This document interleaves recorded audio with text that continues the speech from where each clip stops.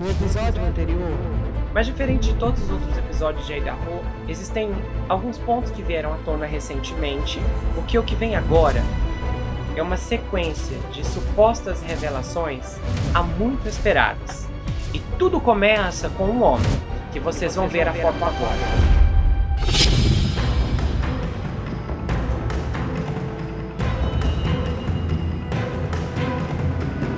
Howard Bloom, de 76 anos, é um jornalista americano, anteriormente repórter do The Village Voice e do New York Times. Ele é editor e colaborador da Vanity Fair e autor de vários livros de não ficção, incluindo o best-seller do New York Times e vencedor 2 vezes do prêmio Edgar, além de 2 indicações ao prêmio Pulitzer. Ele já escreveu mais de 10 livros e agora está lançando o seu novo livro, que em tradução livre fica Quando a Noite Chega Caindo, um requiem pelos estudantes eliminados de Idaho. Nas longas páginas, ele fez alegações explosivas, incluindo que o Brian estava mirando na estudante universitária Madison Mojan quando invadiu a casa, e não na Kaylee Gonçalves. Ele disse o seguinte: eu acho que a Mad era o alvo dele, observando que o Brian passou por 2 outras portas do quarto e foi direto para o da Madison quando entrou na casa.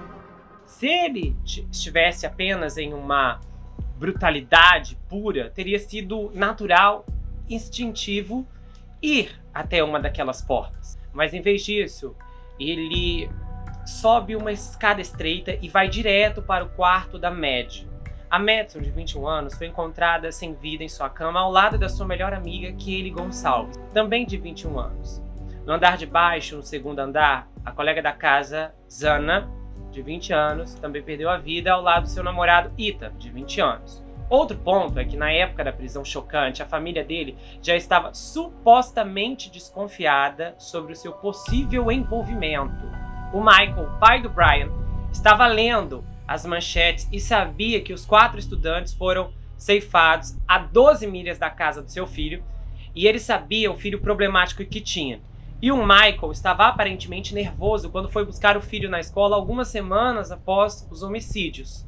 Outro ponto é que uma das irmãs do Brian chegou a confrontar o pai sobre a possibilidade dele estar envolvido nos homicídios de Moscou.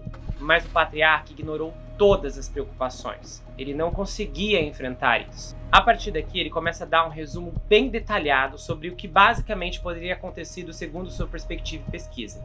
Bom, são 3h30 da manhã fria e estrelada de domingo, 13 de novembro. E o silêncio na King Road é todo envolvente. Então há um sussurro, ao que parece ecoaria como um grito. Um carro branco aparece e não tem pressa. Ele se arrasta na frente do 1122 como se estivesse na ponta dos pés. Continuando além dos conjuntos de apartamentos adjacentes, ele sobe a ladeira e fica preso abruptamente em um beco sem saída. Mas não há nenhuma sensação de frustração. O motorista executa cuidadosamente uma curva de 3 pontos e o carro sai em direção a Greek Road. O motorista parece não conseguir encontrar a vontade de estacionar. E ele precisa parar de vacilar e manter a ideia, a possibilidade firmemente em sua mente. Apenas o motorista do carro branco não se conforma. Ele ainda não chegou lá, mas ele quer muito porque, como se convocado, ele retorna. Então, o carro branco refaz sua rota anterior, mas aparentemente ele ainda não consegue saltar para o lugar que ele quer, e ele sente que deve alcançar. Ele ainda consegue ver outras possibilidades. Mais uma vez, o carro branco sai do bairro. No entanto, minutos depois, o carro retorna, como se puxado por uma força invisível. Ele precisa encontrar a ousadia para agir, só que ele não consegue. Mais uma vez, o carro se aproxima, apenas para finalmente se afastar. E desta vez, ele está determinado a ficar longe. É como se ele não quisesse ser aquela outra pessoa. Então ele continua na Taylor Avenue até a King Road e um borrão tênue e distante em seu espelho retrovisor. Ele está escapando, mas ele não consegue se conter. São 4 da manhã e o motorista se vira e retorna pela 3ª vez. O carro branco parou, com o motor em marcha lenta no estacionamento de asfalto acima da casa da King Road. Ele desligou a ignição e precisará de uma força de Hércules. Parece uma tarefa impossível, mas ainda não é tarde demais para fugir. Mas ele deve saber que sua hesitação é uma farsa. Ele deve entender que somente a ação silenciará as vozes gritando como um coro de banshas dentro da sua cabeça. Com essa percepção, o autocontrole desmorona. E em um momento incrível, ele encontra vontade. A ideia se tornou tão natural quanto respirar. Ele está comprometido. Ele desliga a ignição e a porta do carro branco se abre.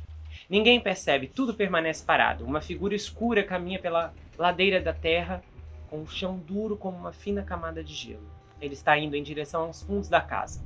E, em sua mão enluvada, ele segura uma bainha de couro que segura uma faca cabar com uma lâmina de aço enfiada de 7 polegadas.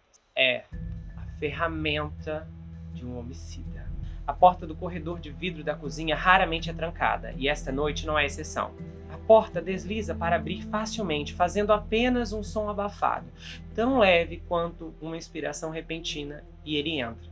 Ele escuta um barulho revelador. Ele precisa de um momento para se acostumar com essa nova maneira da escuridão, ou o brilho fraco das boas vibrações de neon é suficiente para iluminar o caminho. Uma vez na cozinha, ele sobe a escada estreita até o 3º andar, e isso é sem dúvida revelador. Se ele estivesse sem rumo, movido apenas por emoções furiosas, ele irromperia em qualquer um dos quartos do 2º andar. Mas ele tem um plano. Ele sabe para onde está indo. Ele é um caçador perseguindo sua presa. Há outra especulação.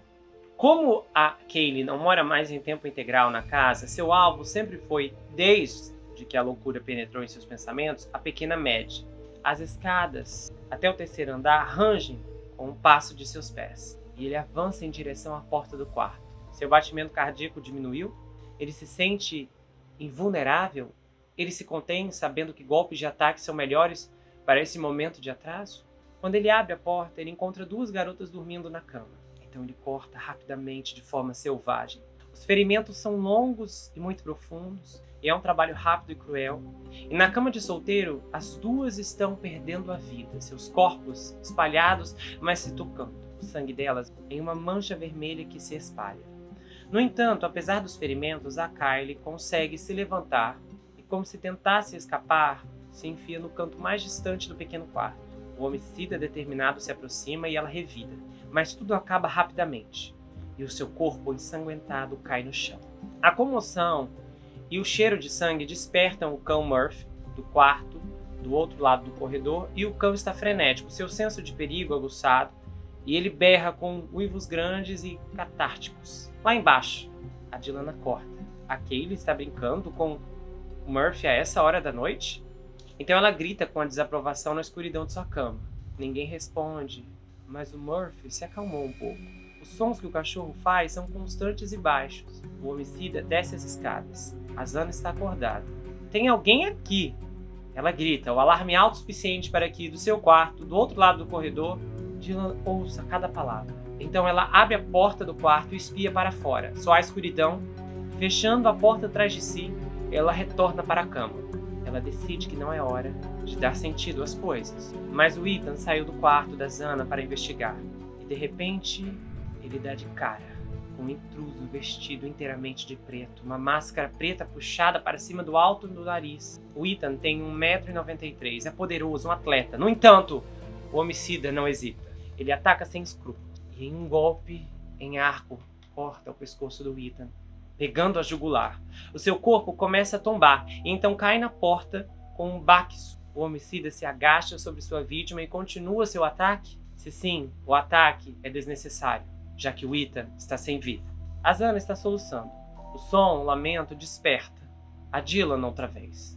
Ela abre uma fresta na porta do quarto e mais uma vez espia. A escuridão não revela nada. O homicida agora está perto o suficiente da Zana para ver que ela está tremendo. Apesar de tudo o que está acontecendo dentro dele, ele seleciona suas palavras com cuidado deliberado. Está tudo bem e eu vou te ajudar. É mentira! Ele só veio para ajudar a si mesmo. Então ele levanta o objeto cortante e ataca. Por trás de sua porta parcialmente aberta, a Dylan ouve o monstro falar. Nada faz sentido. Ela fecha a porta e recua para sua cama, e a Zana está lutando por sua vida. Mas ela não consegue. Não há como enfrentar um homicida. E ele mergulha seu objeto profundo, de novo, e ela se encolhe no chão. Então ele pisa sobre o corpo do Ethan e sai do quarto. Seu andar é sem pressa. Eram 4 e ele nunca hesitou. Ele fez o que tinha que fazer. E deve estar se sentindo eufórico. E ele continua voltando em direção à porta de correr na cozinha. Sua autoabsorção é total.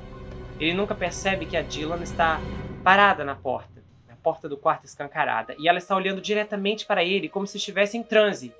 Ela vê um homem vestido todo de preto, uma máscara preta alcançando seu rosto, e enquanto ela processa o momento, ela decide que ele tem cerca de 1,70 m, talvez mais alto. Não é musculoso, mas bem constituído como um atleta. Por algum motivo, seus olhos se fixam em suas sobrancelhas espessas. Ela o encara, um visitante, um intruso. Ela não entende o que está acontecendo, e ela está extremamente cansada.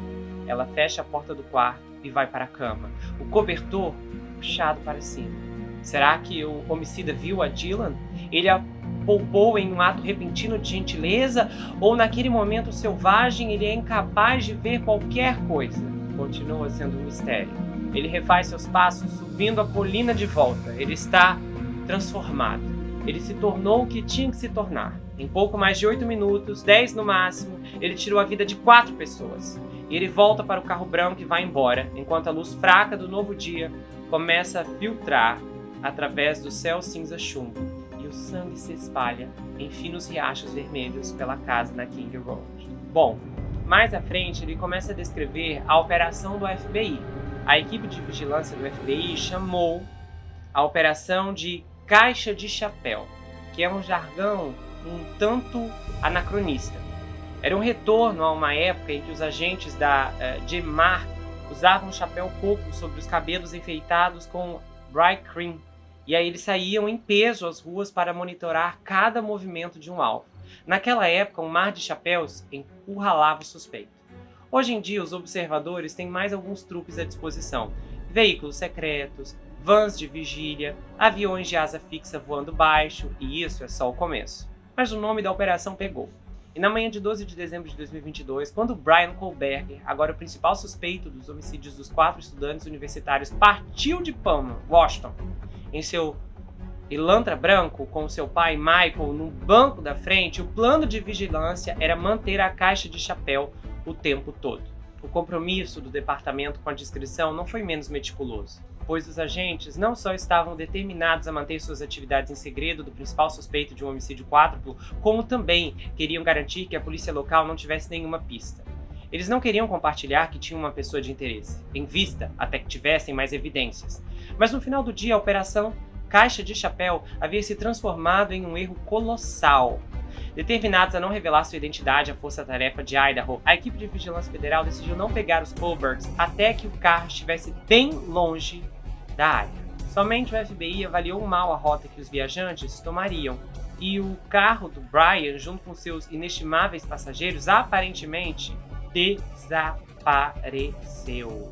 Horas frenéticas depois, eles encontraram um carro em Loma, Colorado, e o carro foi flagrado pelo leitor automático de placas da cidade. Com esse avistamento, a Operação Caixa de Chapéu começou novamente. Mas não demorou muito para que os observadores atentos corressem mais uma vez, risco de perder seu suspeito. Com as luzes piscando, o xerife de Indiana ordenou que os Kohbergers fossem para o acostamento da estrada. A equipe do FBI ficou chocada. O xerife de Indiana, com raciocínio rápido, teria conectado o carro branco ao carro que a polícia de Idaho havia anunciado que estava procurando. Uma prisão antes que as peças finais incriminatórias fossem encaixadas no quebra-cabeça poderia colocar em risco o caso que eles estavam construindo. Havia também preocupações táticas. O suspeito estava armado? O delegado do xerife corria o risco de se tornar outra vítima? Uma decisão teve que ser tomada e eles decidiram recuar. E para seu imenso alívio, eles assistiram a uma abordagem de rotina no trânsito. O Bryan foi repreendido por andar muito próximo do carro da frente e então o carro voltou para a rodovia interestadual. Mas apenas 9 minutos depois, um policial estadual de Indiana, com as luzes piscando, ordenou que o carro branco parasse novamente. O que realmente estava acontecendo? O Michael, pai do Bryan, também se perguntou. E mais tarde ele contou a parentes que um enorme Sensação de pavor o dominava desde que ele havia voado da Pensilvânia alguns dias antes para acompanhar seu filho na viagem pelo país. E ele começou a suspeitar que deveria haver algo proposital guiando a rápida sucessão de abordagens policiais. O Michael se preparou para o que aconteceria a seguir. "Por favor, pegue sua carteira e registro", gritou o policial. Ele ficou do lado de fora da janela do passageiro e falou através do Michael como se ele não estivesse ali. "Você estava um pouco perto demais da traseira do caminhão", continuou o policial, com a voz agora mais tranquila. E depois de apenas mais um aviso por andarem muito próximos, o policial desejou a eles uma viagem segura. Quando o carro voltou para a estrada, os observadores do FBI relaxaram. Por mais implausíveis que fossem as duas paradas consecutivas no trânsito para a perseguição, foram eles que decidiram. Simplesmente que pareciam ser. O Michael também relembrou os encontros em sua mente. A temperatura emocional do filho não parecia ter subido nem um pouco. Mais tarde, ele perguntou a um parente se esse era o comportamento de alguém que não tinha nada a esconder. Ou se seria a calma gelada de alguém incapaz de sentir medo. O Major Chris Paris, da Polícia Estadual da Pensilvânia, foi escolhido pelo FBI para comandar o que ficaria conhecido como o Grande Roubo de Lixo. Pois é, durante dias sua equipe de tropa N estava secretamente de olho no Brian. E nesse interim, o Howard também descreveu uma conversa entre pai e filho durante uma viagem de carro. Pois é, o pai suspeitou que o Brian fosse o homicida com base em seu comportamento e nas circunstâncias que o cercaram os homicídios. O pai notou sinais de arrogância, indiferença e raiva em seu filho durante a conversa. O pai também mencionou que o seu filho tinha um histórico de problemas psicológicos e reclamou de ser tratado injustamente na Universidade de Washington. Então, o autor do livro revela que uma situação de tiroteio que ocorreu na Universidade de Washington fez com que o pai formasse uma conexão entre o evento e o comportamento de seu filho. A filha do pai, uma psicóloga de família, também notou um comportamento suspeito do Brian. Ela o viu limpando e aspirando um Elantra branco na garagem e separando seus pertences e colocando-os em sacos Ziploc para descartá-los na lata de lixo de um vizinho. A filha confrontou o pai sobre suas preocupações, mas ele não conseguiu confrontar o filho sobre a possibilidade de seu envolvimento nos homicídios. A incapacidade do pai de reconhecer as evidências e confrontar o filho aumentou o relato assustador da situação. Então, em 27 de dezembro, o departamento deu sinal verde e eles receberam ordens de roubar o lixo do Brian. Eram quase 4 da manhã e o policial Brian Knowles se esgueirou com concentração furtiva até as latas de lixo do lado de fora da casa do Brian. Ele enfiou a mão, pegou os 2 sacos plásticos e os ergueu no ar, como se fossem troféus. Mas ele teve um pensamento repugnante.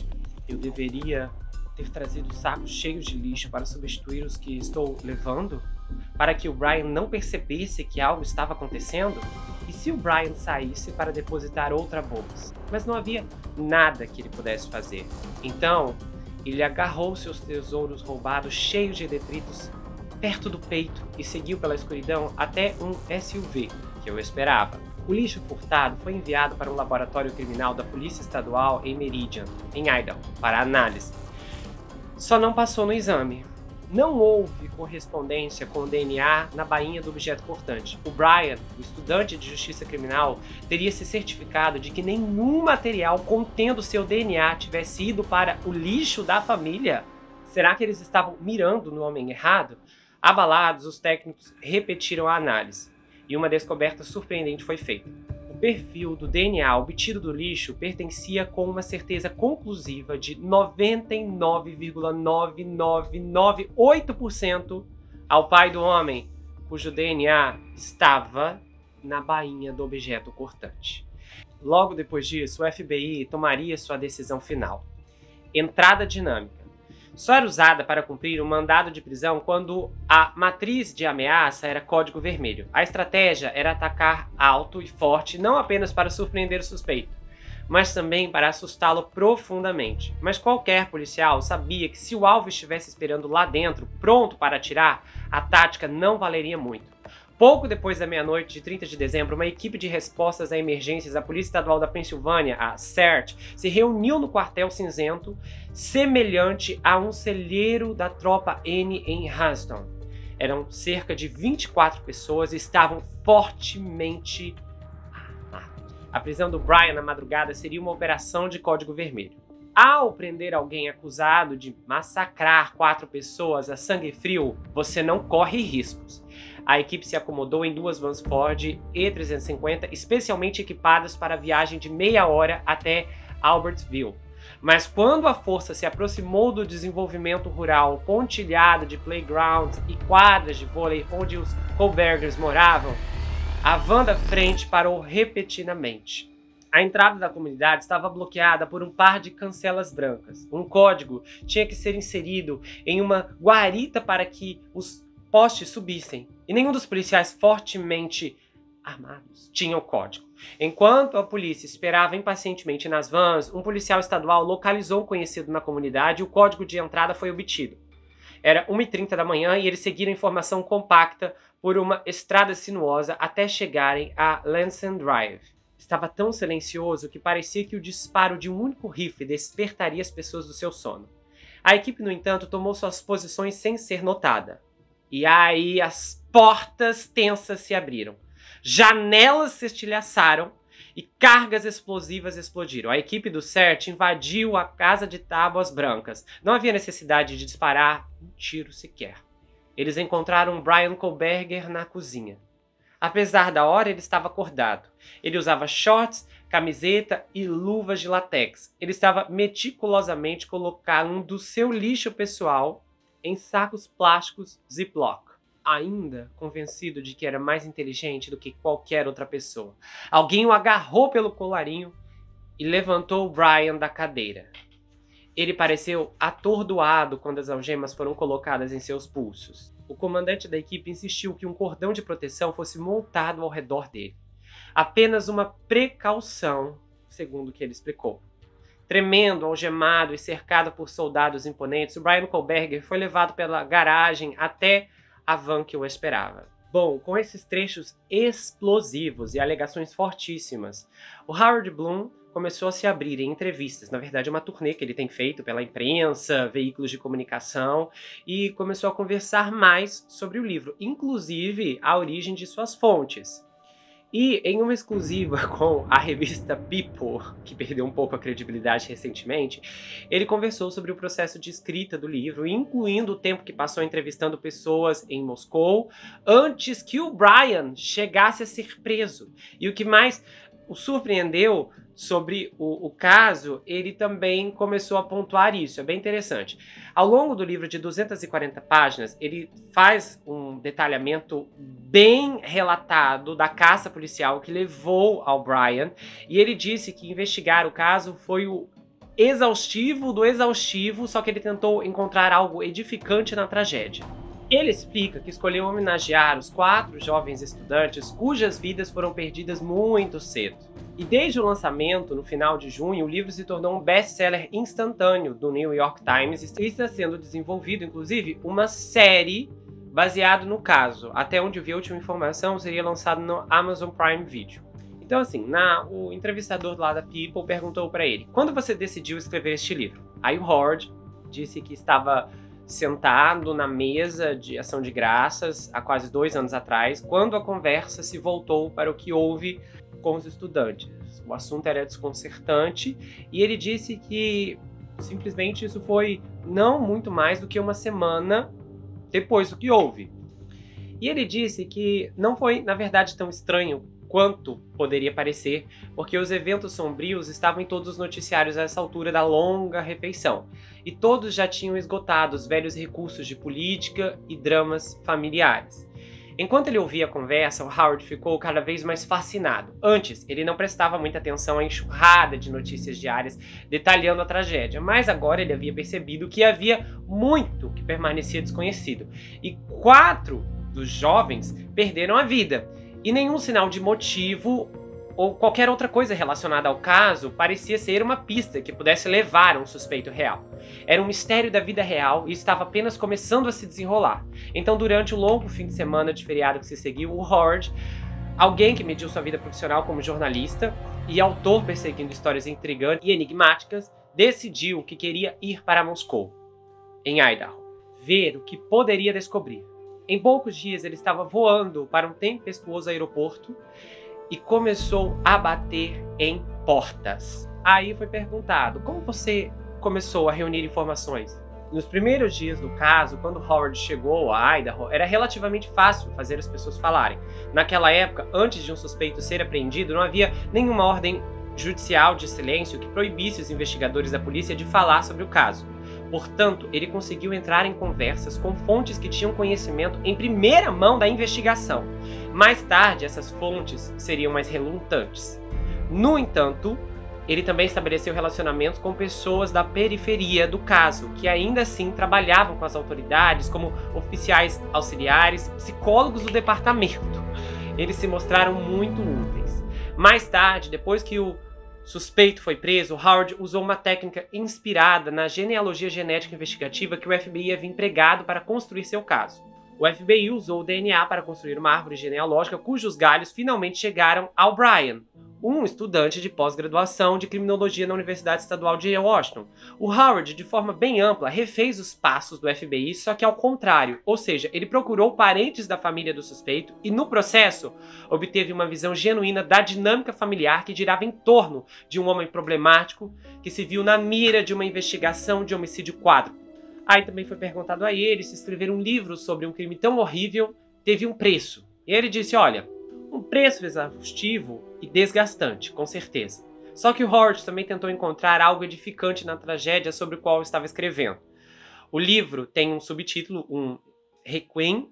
Ele queria muito que o seu livro não fosse apenas sobre um desenrolar cheio de suspense de uma caçada policial por um homicida, mas também um memorial adequado às 4 jovens vidas que foram perdidas muito cedo. E ele havia aprendido, enquanto pesquisava para o livro, que a Zana Kernodle, uma das vítimas, usou um capelo em sua formatura do ensino médio com as palavras: pelas vidas que mudarei. O triste fato de que a Zana, Média, aquele e o Ethan nunca terão as oportunidades que deveriam ter tido para afetar outras vidas e realizar seus sonhos ficou com Howard durante todo o curso de escrita do livro. Aí também foi perguntado o que mais surpreendeu. Ele disse que destacou o antagonismo entre a força-tarefa da polícia de Moscou e os agentes do FBI designados para o caso. Aí ele revelou que essa tensão quase jogou toda a investigação em desordem.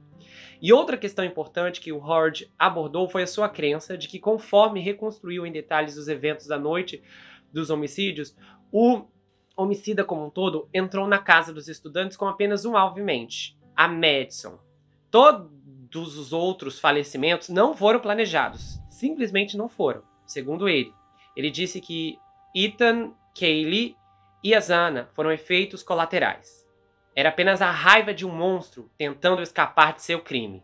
Aí a People perguntou por que ele achava que o caso cativou o mundo e ele disse: olha, para começar, havia as vítimas. Sua juventude, sua beleza, sua exuberância, tudo isso era tão impressionante. Isso se tornou um crime que também era o pior pesadelo de todo pai que manda seus filhos para a faculdade. E por outro lado, havia um mistério desconcertante em torno dos eventos. Um crime sem motivo, sem ferramenta do crime encontrada, sem entrada forçada, sem rastro de sangue saindo da cena do crime e por 6 longas semanas, nenhum suspeito.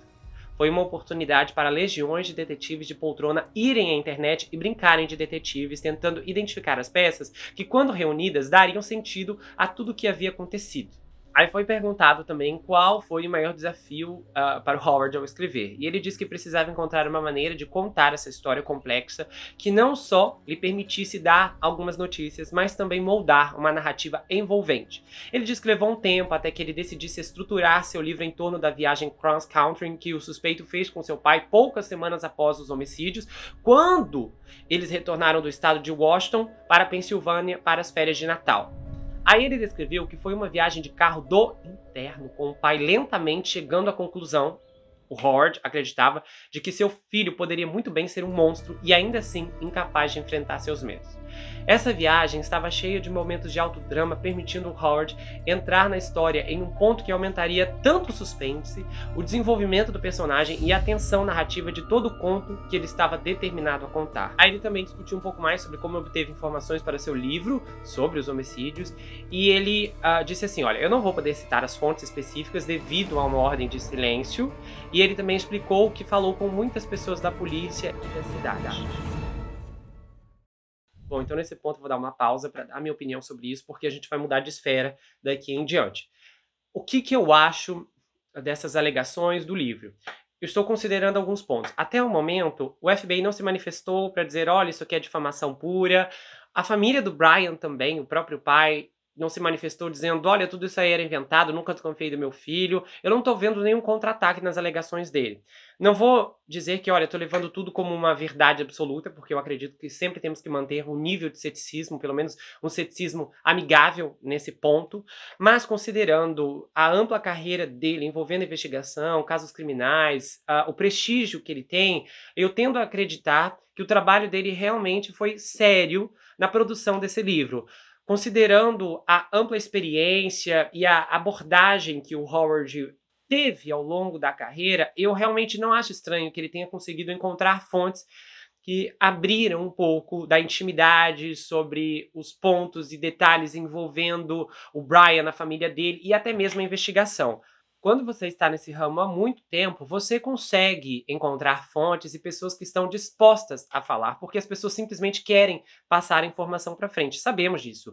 Mesmo com a ordem de silêncio, ao longo dos últimos meses, muitos vazamentos continuaram acontecendo, ou seja, a imprensa sempre consegue dar um jeito para encontrar um detalhe aqui, outro detalhe ali, que no final acaba moldurando um pouco mais do que sabemos. Aquelas informações não chegam por conta própria apenas, né? Não é uma descoberta como um todo, porque existem descobertas que estão enterradas e existem outros eventos que, na verdade, estão sendo mantidos através da verbalização, ou seja, pessoas que estão ocultando aquilo porque não podem falar, porque não querem, mas mediante a simpatia de alguém, de repente o contato que esse indivíduo possa ter com outra pessoa, ele consegue convencer esse indivíduo a falar, a relatar, a contar um pouco desses segredos, a explanar o que ele sabe, até onde ele sabe e o que ele ouviu falar. Para ser franco, enquanto eu dava uma lida nos trechos do livro, eu achei muito interessante a forma de escrita dele, porque eu também sou autor de um livro, Perfeito Estranho, e o meu livro é escrito em formato roteiro, e o livro do Howard é escrito no formato normal, então eu realmente me dei conta de quão distante eu estou desse tipo de narrativa. O que eu achei interessante também no aspecto que ele apresentou é o fato de que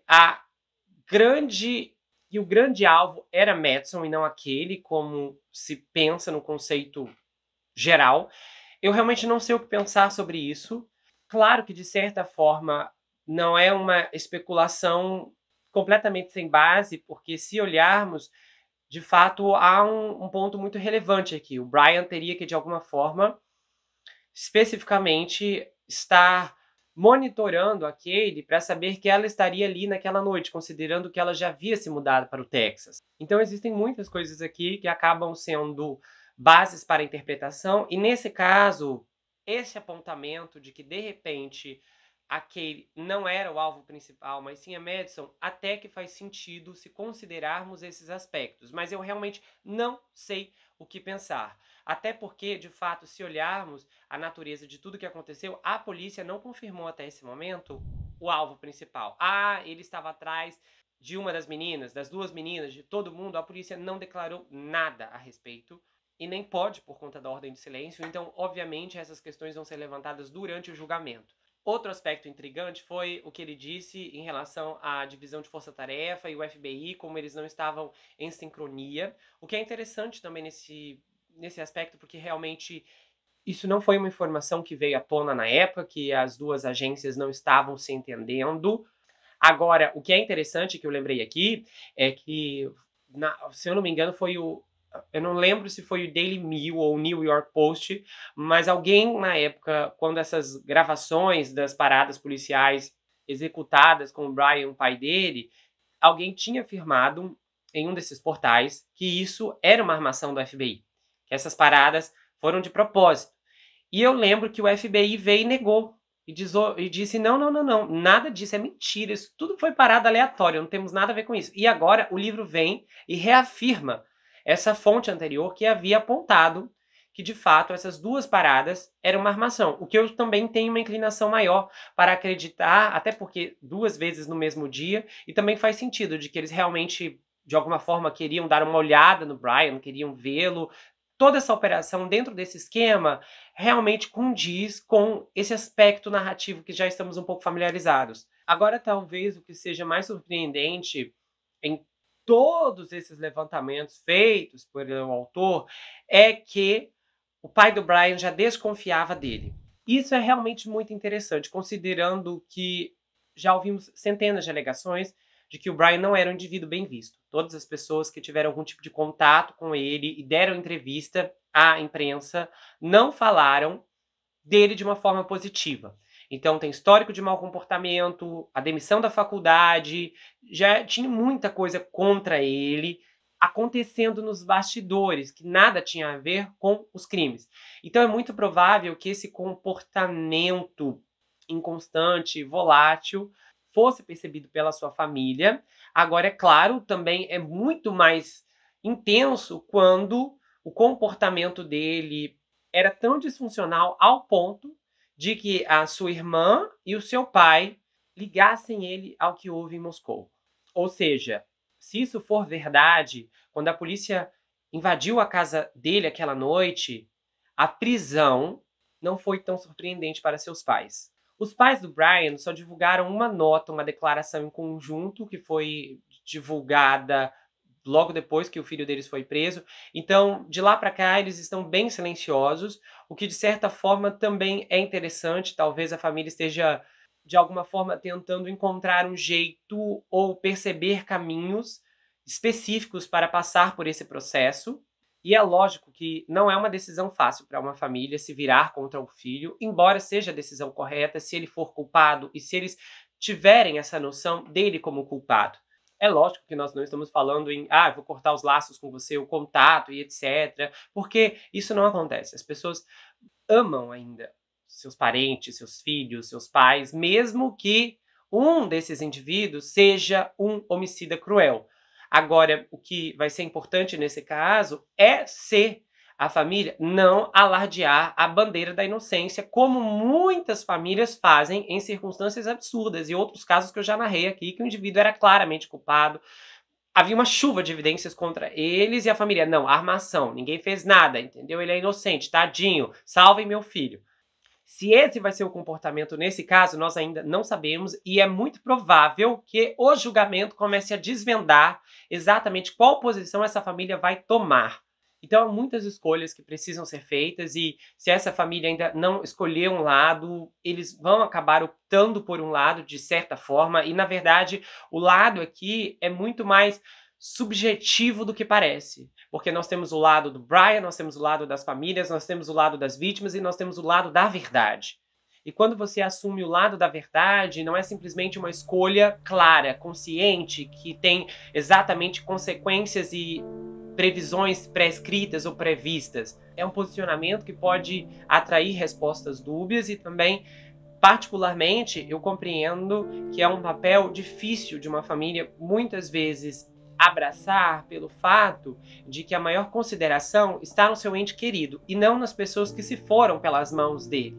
E muitos indivíduos, ao longo do tempo, acabam abraçando a negação como uma forma de suportar a dor, o que é muito prejudicial, não apenas para os envolvidos, mas também, é claro, para toda circunstância que cria ainda mais revolta. E no final das contas, a decisão correta se baseia não no que o indivíduo está sentindo, mas no que são fatos, no que é real, no que realmente aconteceu.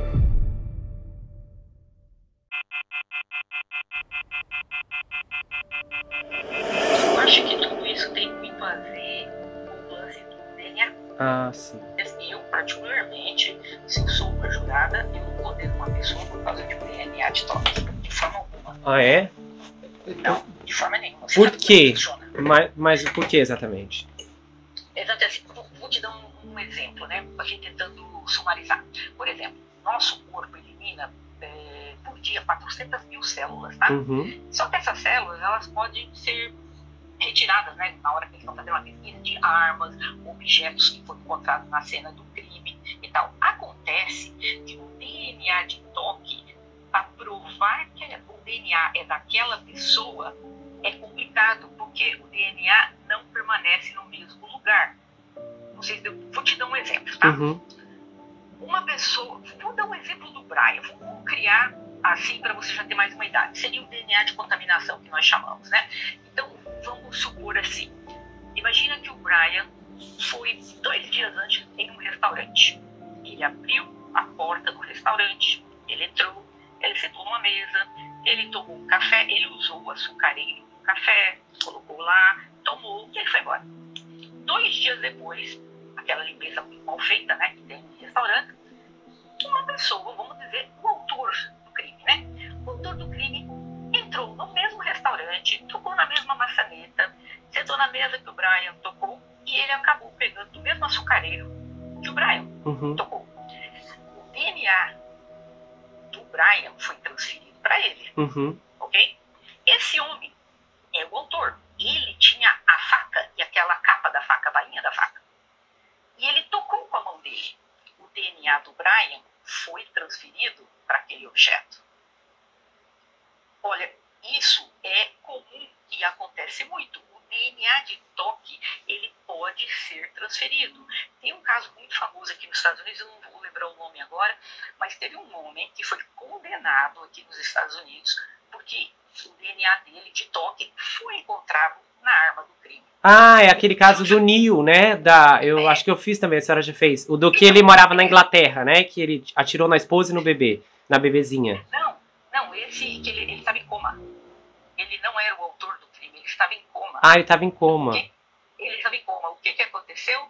Os paramédicos que socorreram aquele homem socorreram depois o autor do crime e transferiu o DNA do primeiro que estava lá em coma para a cena do crime. Então ele foi... só que depois conseguiram provar que o cara estava em coma. Não foi ele, né? Mas Deus. Foi provado que foi a transferência de DNA. É possível falar, mas isso é muito... A gente chama de far-fetched, muito fantasioso, mas não é. Pensa comigo. Eu vou num restaurante qualquer e hoje sento... toco lá, tem tanta coisa, tem aquele pacotinho de açúcar, aquelas coisas, geleinhas, não sei o quê. Aquilo lá não fica sendo repondo toda hora e ninguém vai ficar limpando açucareiro, sal, ninguém vai ficar limpando aquelas coisinhas que tem na mesa, sabe? Flores, aquelas coisinhas. Você senta lá, toma seu café, você tá mexendo lá no açucareiro, mexendo nas florzinhas, não sei o quê, não sei o quê. Depois vem uma outra pessoa e toca. Só que você deixou as suas células lá, né, no seu... das 400 mil que a gente por dia perde, né? Ficaram algumas lá. Outra pessoa vem e toca na mesma coisa. Pode ser 2, 3, 5 dias até depois. Toca naquele objeto. Houve a contaminação, a transferência do meu DNA para aquela pessoa. Essa pessoa vai me praticar um crime. E meu DNA pode ser encontrado por causa da transferência. Por isso que eu digo que o DNA de toque é questionável, é diferente, né? O DNA encontrado embaixo de uma unha, aí você não vai... Que é mais preciso. O DNA no corpo, o DNA encontrado em fluido seminal, aquelas coisas, você não tem. Agora, DNA de toque, não. A advogada dele é boa, e eu acho que ela vai nessa linha. Tá, mas vamos supor, eu entendo a argumentação, eu entendo o lado que a senhora está falando, eu acho isso relevante, e principalmente em situações como essa, uma cafeteria, um lugar movimentado, um shopping, onde muita gente entra e sai o tempo todo. Mas, nesse caso, quando o DNA do toque, ele é uma combinação de outros apontamentos, como, por exemplo, o fato de que ali na casa é difícil imaginar uma situação como essa em que ele fosse frequentador. Né? Só a presença dele na casa já é suspeito. Nesse caso, ainda assim, a senhora não votaria pela uma condenação, considerando aqui aí a particularidade da questão? Não, porque não há uma prova material, física. Ninguém reconheceu e disse que ele estava aqui cara a cara comigo. Não tem isso. O telefone dele coloca lá, mas já vão ter aí várias... Eu já vi que vão ter várias discrepâncias aí de umas empresas de telefone com coisa, negócio de telefone, uma bagunça total. Porque dizem que o telefone o colocava naquela cidade. Sim. Só que eu já vi alguns peritos dizendo que aquelas torres são tão próximas umas das outras que não necessariamente ele estava naquela cidade aonde a torre estava tocando. Poderia ser na outra vizinha, mas a outra torre também pegou o sinal. Então, o que vai ser uma briga ali, que seria a melhorzinha, pra você ter, a de telefone é até melhor do que a DNA de toque, né? Mas mesmo assim vai ter muita briga entre eles para provar quem foi o melhor cientista que eles conseguirem trazer lá, conseguirem convencer o jurado. Não, a torre que pegou o telefone dele era essa, ele estava nessa cidade, entendeu? Mas eu já vi que vão ter cientistas que vão discordar dele. Por causa disso, olha, eu particularmente, eu acho que ele praticou crime, mas é aquela coisa, a gente não pode condenar uma pessoa por achismo, você tem que ter certeza 100%. O DNA de toque o coloca lá? Não. Então, se essa é a única prova material que eles têm, eu sou obrigada a absolvê-lo. Meu Deus. Você entendeu? Porque é aquilo, uma coisa é o que você acha e outra é aquela, não, eu tenho que ter convicção. Né? E por DNA de toque a gente sabe, pode contaminar, não sei. A advogada dele vai para essa linha, você vai ver. É uma cidade, ele é um jovem, ele ia em bares, restaurantes, cafeterias, mall, shopping, ele ia por tudo pelo lado, onde esse povo jovem está. Ai, meu Deus. Qualquer pessoa poderia ter tido contato com ele. Aí depois eu vi, o negócio do carro. Ou seja, tudo isso tem que ser colocado junto, mas quando você tira uma das peças e tira uma outra, aí meio que a configuração acaba se dissolvendo. Você tem que colocar todos os pontos. Quando a gente usa, como eu falei, se fosse usar o DNA de toque, eu acho que é meio fraco. Vai ter esse negócio da linha do telefone aí, que eu já vi que vai ser muito complicado por causa das torres, da proximidade da cidade. Mas ainda a gente tem, no caso, ainda tem um terceiro fator aqui, que seria o testemunho da Dylan. Mas o testemunho dela é que ela viu um rapaz que tinha uma sobrancelha espessa, grande, né, grossa. Bem cabeluda. Mas quantas pessoas no mundo têm uma sobrancelha cabeluda? Quantas pessoas são altas? Quantas pessoas são magras? Ela não pode. O que ela viu foram os olhos dele, ela sabe a altura, mais ou menos, e o peso. Mas aí a advogada dele vai falar, só nesta cidade tem não sei quantas mil pessoas com a mesma configuração física dele. Com as mesmas sobrancelhas grossas dele. Nossa. É difícil, vai ser difícil. A senhora acha que vai ser um caso difícil para a promotoria? Vai. Olha, se a promotoria não trouxer um DNA diferente, que a gente até agora não ouviu falar que eles têm, a não ser esse de toque, vai por água abaixo. Meu Deus. Ai, doutora Sandra, que isso? Se for só isso, vai ser, né?